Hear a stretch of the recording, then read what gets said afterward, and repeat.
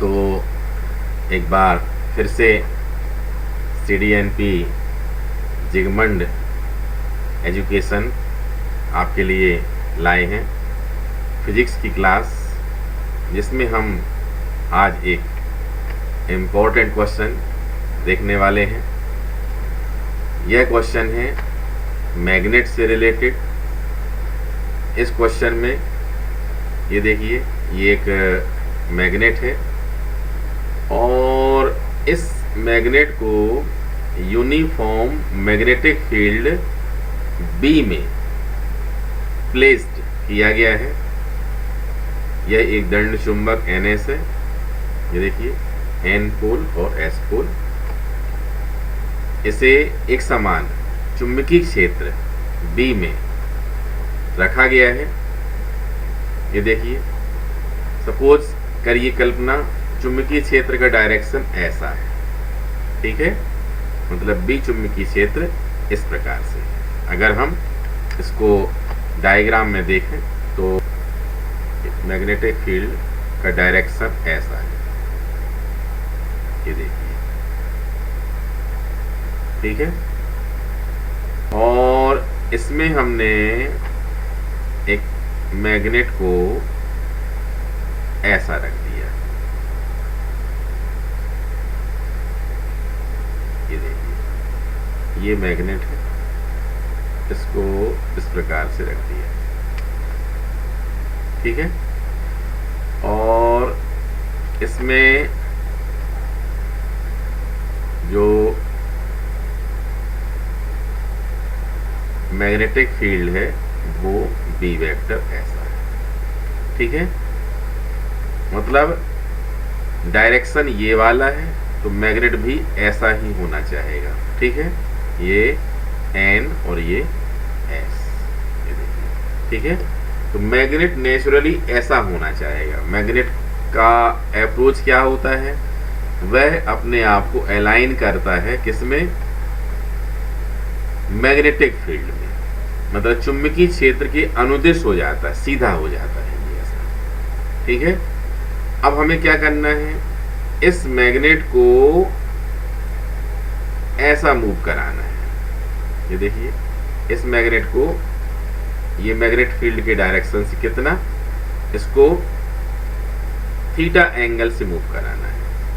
कितना मूव कराना है, थीटा एंगल से। जब हम इसको मूव कराएंगे तो आपने पढ़ा है कि मैग्नेट में अगर कोई, ये देखिए, अगर मैग्नेट ऐसा है,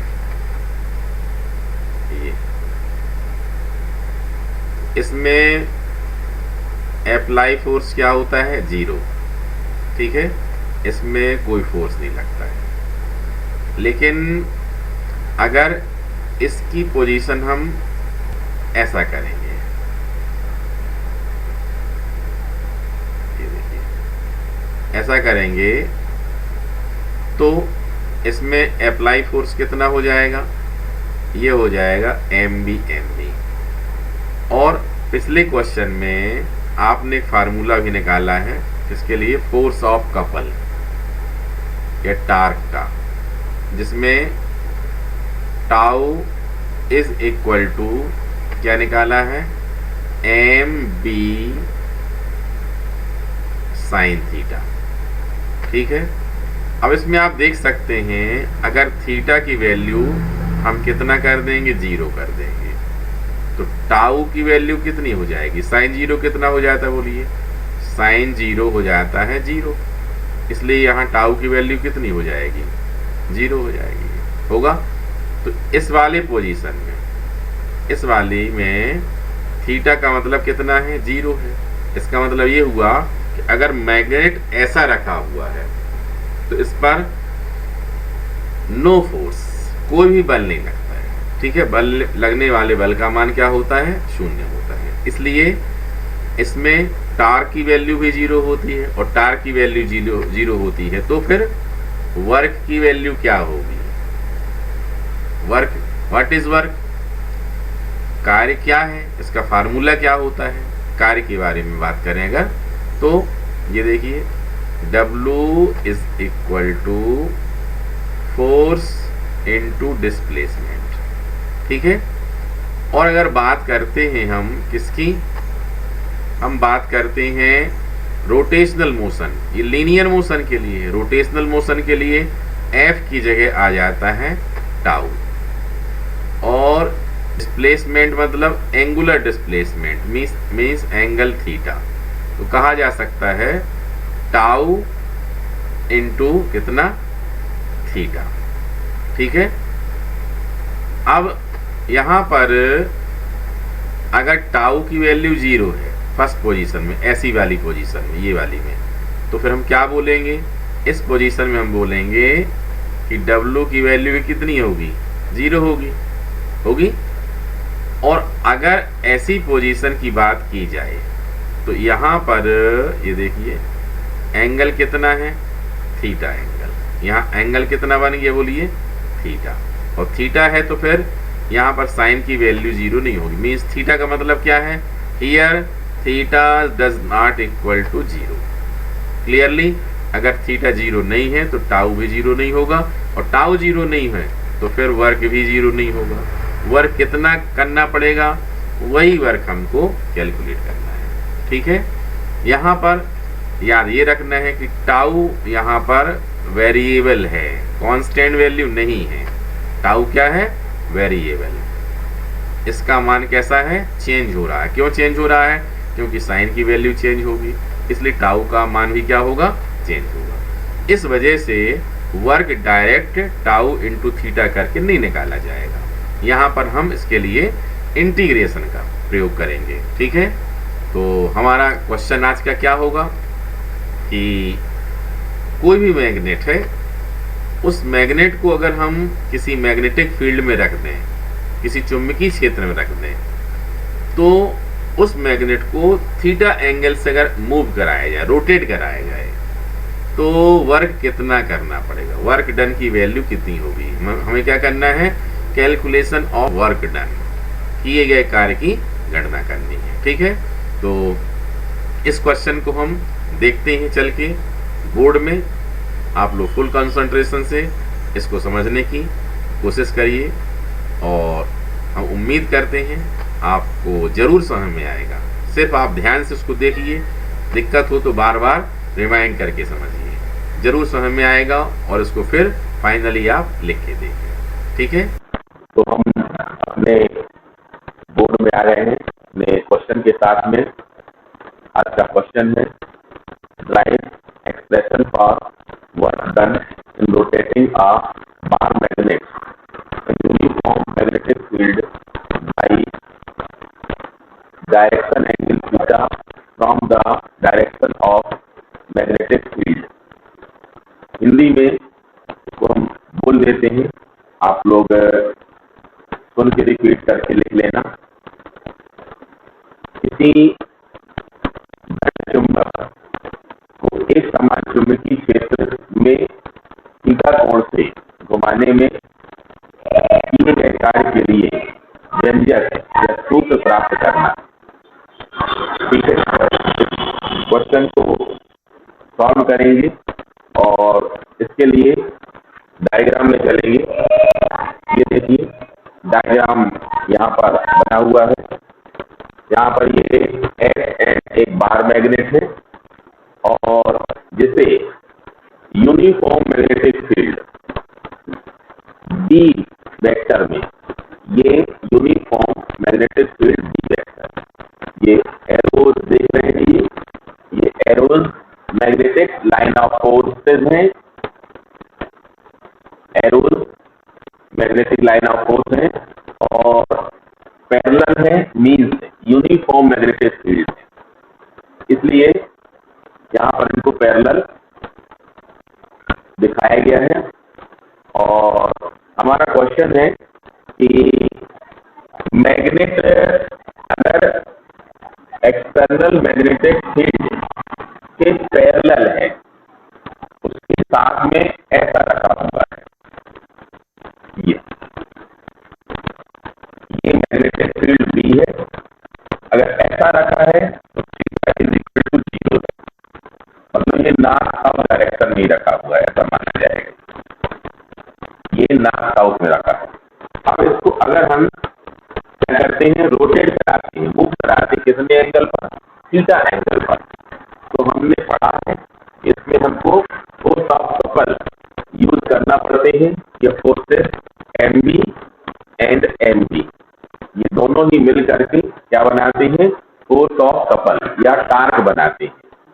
और जहां पर टार्क या फोर्स होता है वहां पर वर्क डन कंपल्सरी है, वहां पर कार्य जरूर ही होगा। तो हमारा क्वेश्चन यही है कि ये बार मैग्नेट है और इसे यूनिफॉर्म मैग्नेटिक फील्ड दी गई है, प्लेस किया गया है और एंगल कितने पर किया गया है, थीटा पर किया गया है। तो हमें इसको थीटा एंगल पर रोटेट कराने के लिए, घुमाने के लिए कितना कार्य करना पड़ेगा। ठीक है, इसको समझने के लिए सबसे पहले समझना यह जरूरी है कि बार मैग्नेट अगर जीरो पोजीशन में, बार मैग्नेट अगर जीरो पोजीशन में, तो वर्क डन बिल्कुल नहीं होगा। क्यों नहीं होगा? क्योंकि यहाँ पर फोर्स की वैल्यू क्या होती है, जीरो होती है। या टार्क की वैल्यू कितनी होती है, जीरो। ये देखिए, ये टार्क के लिए फार्मूला था, tau is equal to M B sine theta. अब थीटा इक्वल टू जीरो है, थीटा की वैल्यू लगाइए जीरो, तो टाउ की वैल्यू कितनी आ जाएगी, जीरो आ जाएगी। ठीक है, टाउ की वैल्यू कितनी आ जाएगी, जीरो आ जाएगी। मीन्स यहाँ पर जब टार्क जीरो है इसलिए वर्क कितना होगा, जीरो। क्योंकि बेसिक फार्मूला वर्क का W is equal to force into D, displacement. तो यहाँ पर फोर्स या रोटेशनल मोशन के लिए टार्क यूज होता है, तो टार्क की वैल्यू जीरो है। रोटेशनल मोशन के लिए यहाँ पर W is equal to tau into theta, ये होता है।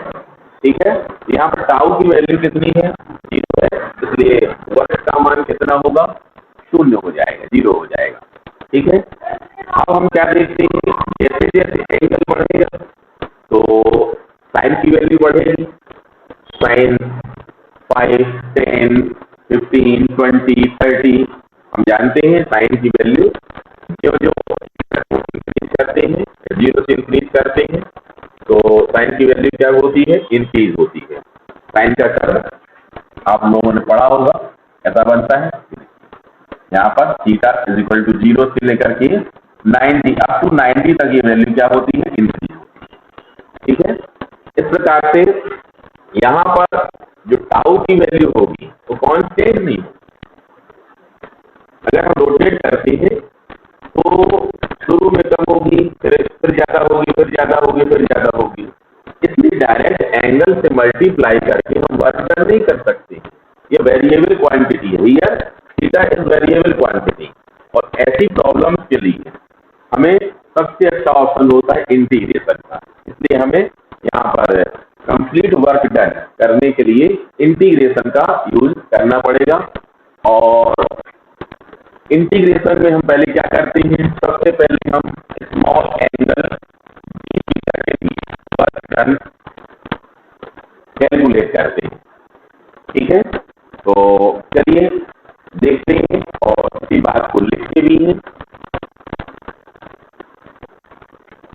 यहाँ पर इसका आंसर या सोल्यूशन जो भी टाइटल करना हो सकता है।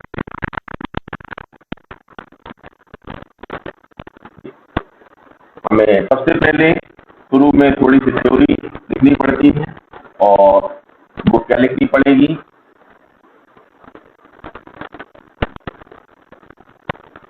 Consider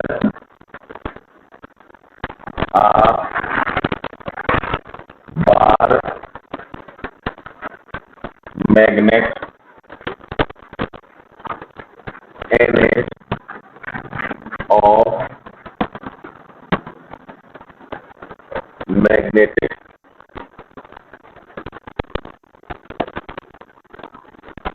movement capital M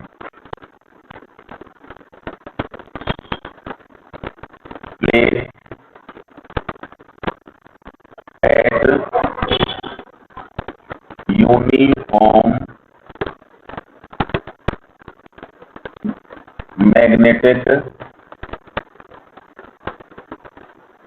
field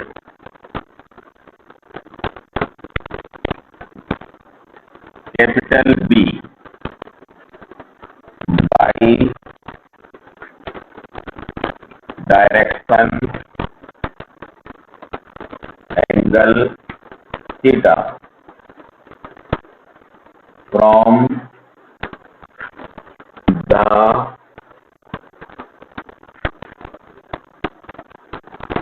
direction of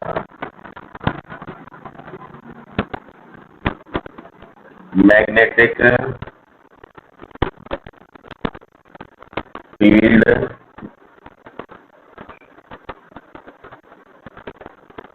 B B भी लिख सकते हैं। ठीक है, ये हम यहाँ पर शुरू में थोड़ा सा जो भी लिखेंगे। और अब हम वर्क डन कैसे करेंगे ये देखिए। तो हम बोल देते हैं, हिंदी मीडियम वाले जो स्टूडेंट्स हैं हमारी बात को सुन करके गूगल को सुन करके नोट कर लेंगे। माना कि NS एक दंड चुंबक है जिसका चुंबकीय आघूर्ण M है, उसे एक समान चुंबकीय क्षेत्र B में चुंबकीय क्षेत्र की ही दिशा से थीटा कोण पर रखा गया है। ठीक है, अब आगे सबसे पहले हमें क्या करना है, कल वाला फार्मूला मीन्स बी है, हम जानते हैं ये फार्मूला पढ़ा गया है। बी स्कोरिंग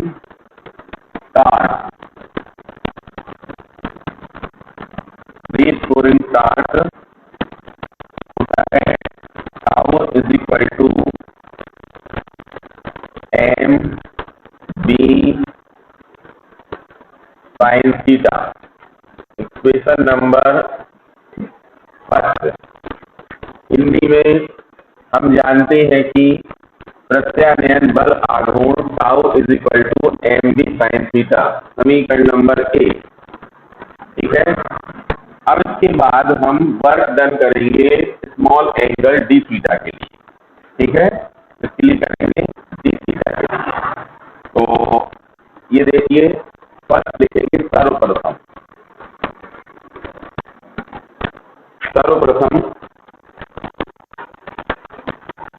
यहाँ पर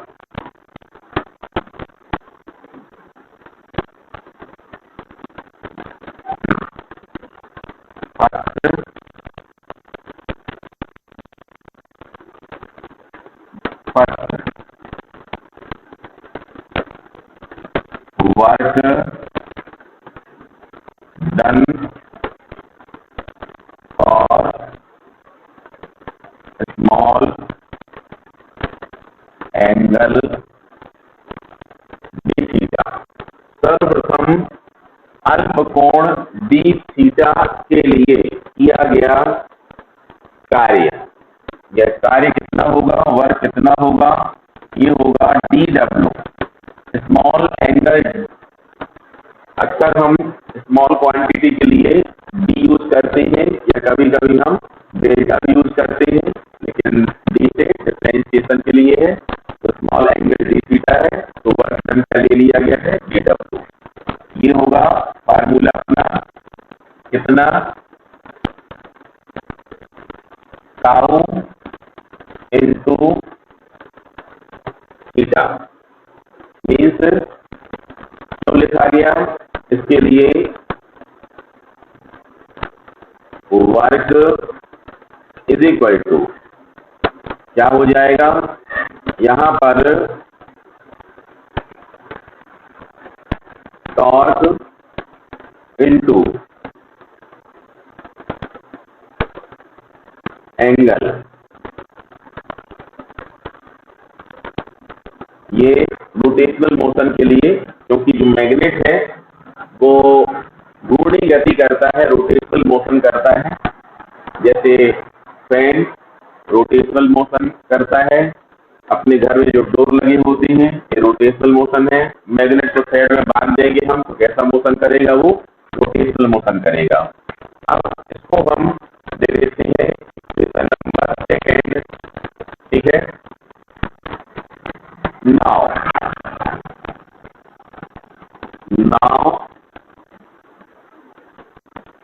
total work done,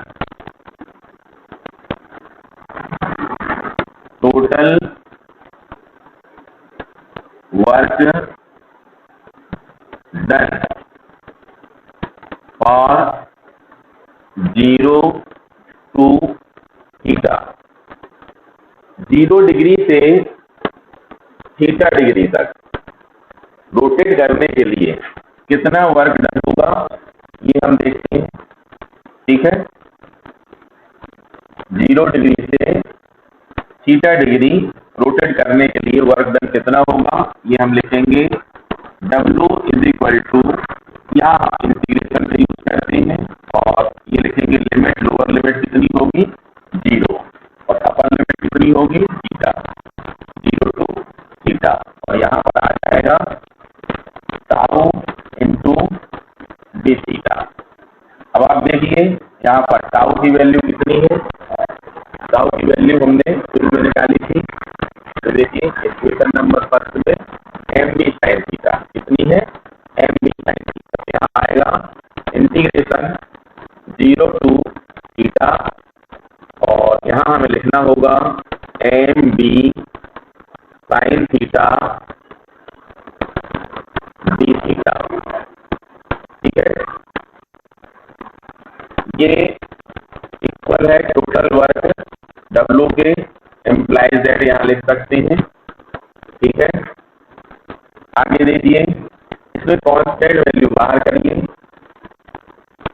M B और अंदर रह जाएगा 0 to theta sine theta D theta. W is equal to हो गया एम बी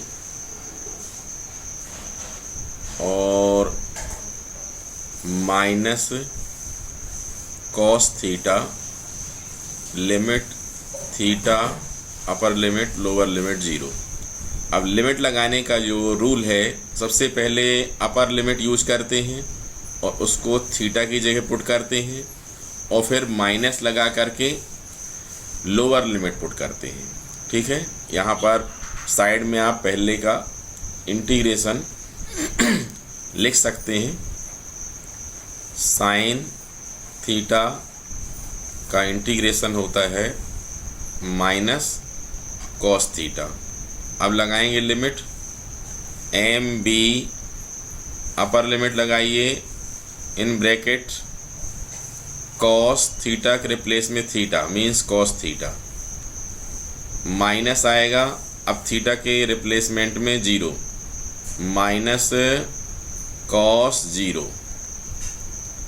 अब कॉस 0 की वैल्यू क्या होती है आप सभी जानते हैं 1 होती है, इसको 1 लगा देंगे तो यहाँ आ जाएगा -1, माइनस माइनस क्या हो गया +1, तो ये लिख दिया जाएगा यहाँ पर M B minus cos theta +1। अब प्लस को पहले लिखेंगे, माइनस को बाद में लिखेंगे, ये आ जाएगा 1 minus cos theta W is equal to, ये है हमारा फार्मूला वर्क डन किए गए कार्य के लिए। और ये देखिए इसको आप जब भी कोई भी डेरिवेशन प्रूफ करें, निकालें, ड्राइव करें तो लास्ट में उसको आप एक बॉक्स में बंद कर दें जिससे वह साफ सुथरा सिस्टमेटिक दिखाई दे। और लास्ट में आपको यूनिट लिखना बहुत ज़्यादा ज़रूरी है। इसकी यूनिट कितनी है? जूल। क्या है? इसकी यूनिट है जूल। वर्क और energy, SI unit of work और एनर्जी इज जूल। ठीक है। अब यहाँ पर हम कुछ पर्टिकुलर केस चेक करेंगे जो न्यूमेरिकल के लिए और कॉम्पिटिटिव एग्ज़ाम में MCQ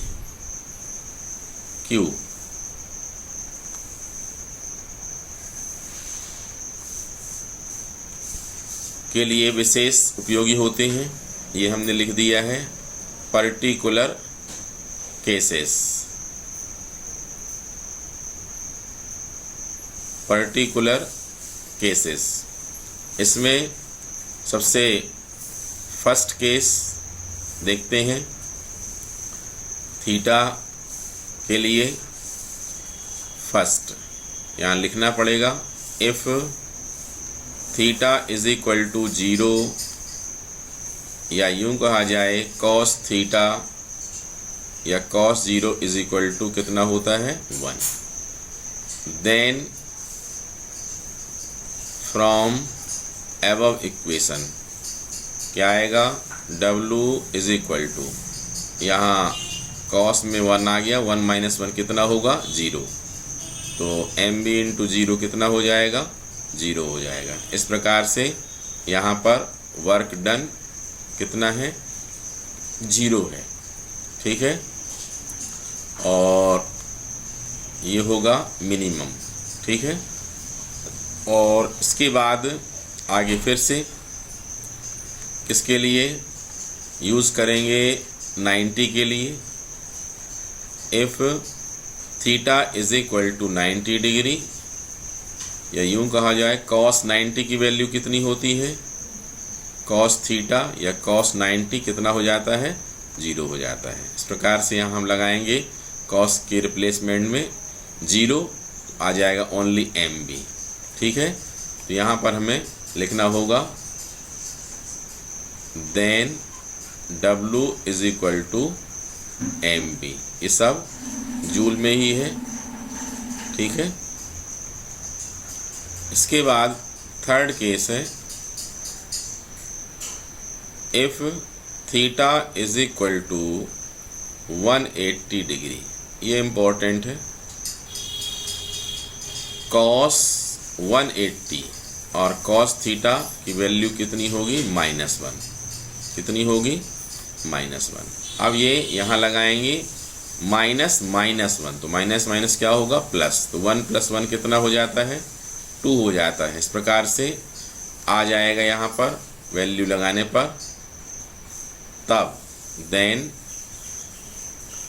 W is equal to 2MB। कई बार एग्ज़ाम में ऐसा पूछा जाता है कि मैक्सिमम वर्क के लिए डेरिवेशन निकालिए। ये है जूल और यह वर्क क्या है? मैक्सिमम है। ठीक है। ये हो जाएगा मैक्सिमम। ठीक है। और लास्ट में आपको यही क्वेश्चन अगर कन्वर्ट करना हो इलेक्ट्रिसिटी के लिए तो फिर आपको थोड़ा सा डायग्राम में ही चेंज करना है। ये देखिए, जहाँ पर आपने बार मैग्नेट बनाया था वहाँ बार मैग्नेट मत बनाइए, उसके बदले इलेक्ट्रिक डायपोल यहाँ पर बनाइए। ये यहाँ पर इलेक्ट्रिक डायपोल, ये एक चार्ज हो जाएगा और एक चार्ज यहाँ पर हो जाएगा। ठीक है। और इसमें इस चार्ज को हम क्या कर लेंगे? -Q, और इसको क्या कर लेंगे? +Q। इलेक्ट्रिक डायपोल को आप लोग AB से डिनोट कर सकते हैं। ठीक है। और बाकी सब वैसा ही करना है। यहाँ पर ये लाइन ऑफ फोर्सेस ड्रॉ कर लेना है, पूरा डायग्राम वैसी बनाइए। और ये बीच में एंगल कितना हो जाएगा? थीटा। वही सब चेंज जो हम पहले से बताते आ रहे हैं कि जहाँ पर कैपिटल M आता है वहाँ पर आपको क्या कर लेना है? स्मॉल p कर लेना है। अगर कैपिटल M की बात करें हम तो ये होता है M इंटू 2A। कितना होता है? M इंटू 2A, जबकि P इज इक्वल टू होता है Q इंटू 2A। ठीक है। अगर इस क्वेश्चन में B लिखा है तो इलेक्ट्रिसिटी वाले में क्या करना होगा? E करना होगा। तो ये क्वेश्चन कन्वर्ट होकर के क्या हो जाएगा? W is equal to MB के बदले क्या हो जाएगा बोलिए? PE हो जाएगा और 1 माइनस कॉस थीटा वही रहेगा। इस प्रकार से ये क्वेश्चन आप लोग खुद मन से ही करें। इलेक्ट्रिसिटी के लिए है ये, और बिल्कुल वही सब कुछ करना है, कोई चेंजेस नहीं होंगे। ये डायग्राम जैसा बनाया वैसी बिल्कुल वही का वही बनाएं, लेकिन ये वाले चेंज उसमें ज़रूर कर दें। और डायग्राम में विशेष रूप से माइनस क्यू प्लस क्यू ये आपको शो करना है। और बाकी लाइन ऑफ फोर्स में देखिए वहाँ बी वेक्टर थे, यहाँ क्या हो जाएगा? ई वेक्टर हो जाएगा। और इसके पर्टिकुलर केस भी आप लोग कितने 3 जैसे इसमें बताए हमने वैसे ही नोट कर सकते हैं, ये यूज़फुल है। ठीक है। उम्मीद है आपको यह क्वेश्चन बहुत अच्छे से समझ में आया होगा। आप इस क्वेश्चन को बार बार समझें, रिवाइंड करें वीडियो को और पढ़ें। बी ऑनेस्ट, ईमानदार बनिए और उसको सच में अच्छे से करके देखिए। अगर आप चाहते हैं अपने आप से पूछिए, दिन पर दिन निकलते जाएंगे। और अगर आपने होमवर्क अच्छे से नहीं किया, हर क्वेश्चन की तैयारी नहीं की, तो जैसे एक बूंद बूंद से सागर भर जाता है, वैसे ही इतना सारा सिलेबस एक एक करके होता जाएगा और आपको लगेगा कल कर लेंगे, कल कर लेंगे, कल कर लेंगे। लेकिन ऐसे चलते चलते एग्ज़ाम भी आ जाएगा, आपकी प्रिपरेशन बिल्कुल नहीं हो पाएगी। इसलिए आज का वर्क आज ही करें और ईमानदारी से करें, बिना देखे उसको लिख के देखें। और फिर इसके बाद हमारे पास लिखा हुआ मैटर टेस्ट दे करके फ़ोटो खींच करके भेजें। ठीक है। अपना ध्यान रखिए।